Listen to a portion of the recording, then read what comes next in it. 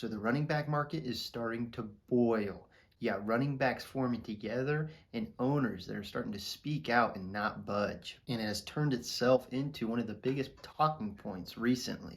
And it got me thinking about if the market's really that bad, which brought forth this video. I'm going to dive into some of the reasons for the market, the past market, if running backs having a bad longevity is real, and then give my opinion of what I think on the matter. Firstly, when you look at the running back market, there really hasn't been a big change. According to patspulpit.com, the running back franchise tag in 2010 was 8.1 million, and now in 2023 is roughly 10 million. That's only a $2 million increase in 13 years, which is interesting to think about when you think about how much money the NFL and the owners are pulling in from the TV deals. But how does that compare for other positions?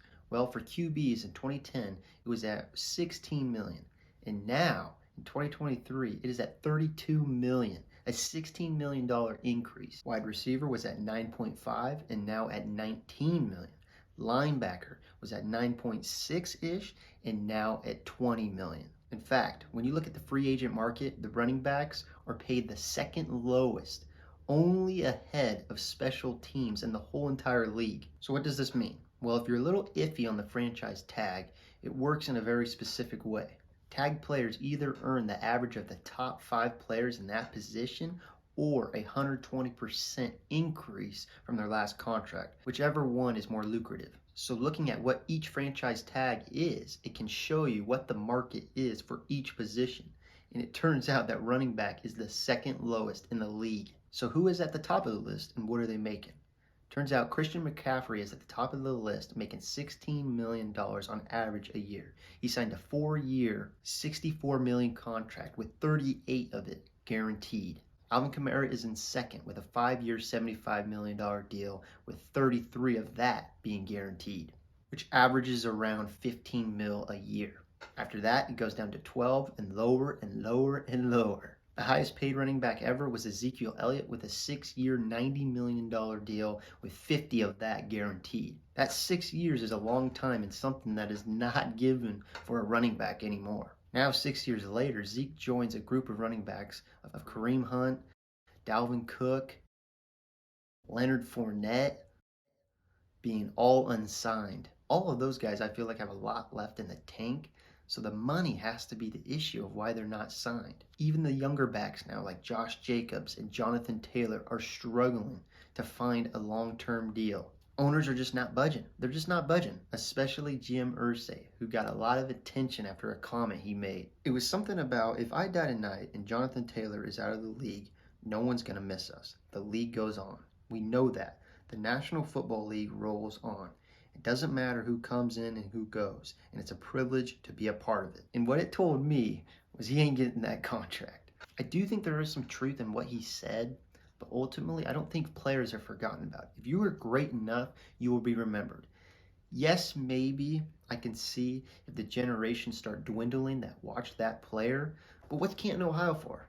That is literally what it's for, to remember the great players. Now, in terms of that individual contract, he's only looking for $12 to $16 million, but Irsay is just not having it. And this is just one example of a running back not getting a deal. Granted, he is still under a contract. He's not a free agent, but neither was Ezekiel Elliott, I'm pretty sure, when he got his. They are struggling to get paid for the long-term deals. Look at Saquon, was very vocal in the market and one of the leaders for the running back group that got formed until he settled for a little bit more money than the franchise tag would have gave him, but a 1-year deal only. Austin Eckler has been another player that's been very vocal for his own contract issues and the running back market as a whole. Even saying, bro, it's brutal out here, man. Yeah. Like it's terrible. Yeah. As far as the running back market and how we're getting treated right now. Yeah. Eckler had 18 touchdowns last year, 8 more than Saquon, and I'm pretty sure more than anybody in the league. So what is truly devaluing him and the other running backs? I think a big part of it is longevity. I think the Chargers front office is betting that Eckler will not withstand this production for many more years. And who knows if that will be right or wrong. Eckler and the other running backs are smart by trying to get a long-term deal. I just feel like the longevity and maybe the replaceability is really hurting them. I can't speak for owners. I'm not an owner.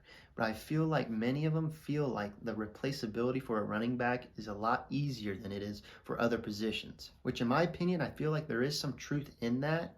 But if your team has a top tier running back like Christian McCaffrey or Derrick Henry in his prime, I feel like that's very hard to replace. With that being said, it always feels like there's a new, young, electrifying running back always popping up every year. So I don't know. But forget replaceability. I think ultimately it all circles back to longevity. So let's check if longevity is really an issue for running backs. ESPN had an article saying that running backs decline sharply at age 29. Having some of the notables being Sean Alexander, Arian Foster, Chris Johnson, Marshawn Lynch, who all declined at that age. And right now, the ones at 28 years old are James Conner, Dalvin Cook, Austin Eckler, Ezekiel Elliott, Aaron Jones, Alvin Kamara, and Jamal Williams.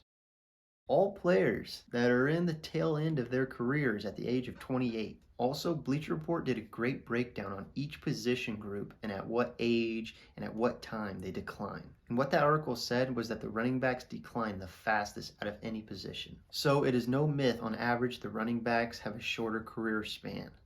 But you never know. Look at Frank Gore. Now, in my opinion, the running backs are more valuable than the market shows. The running game travels, and it can really separate a team and push them late into the postseason. I know football is a team sport, and the O-line is a big factor in the running game. I still feel like running backs are a big factor in the running game, and a top tier one can be a very valuable asset for any team.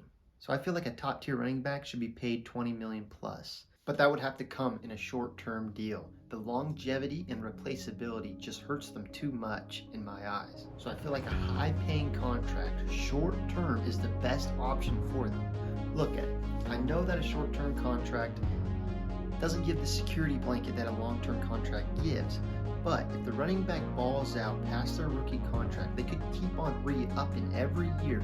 Say they sign a 2-year contract, upper 20 million, they're pushing the market forward, and it can just keep re-upping that deal and even making it bigger than the previous ones if they just keep balling out. And for the owners, they lose the argument for the longevity factor, since a short-term deal would save the teams from overstretching, which is a win-win for both sides. But it does favor the owners, but what doesn't favor the owners in this league? And I feel like this is their best way they could go.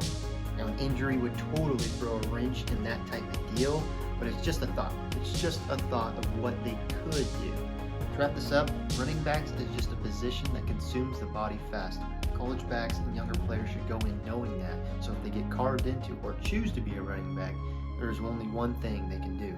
Strengthen their game, make it versatile, be a dual threat, so when they do get in the NFL, they can make a big splash, get past their rookie contract, and get a high-end contract on their half, pushing the market forward for the future generation.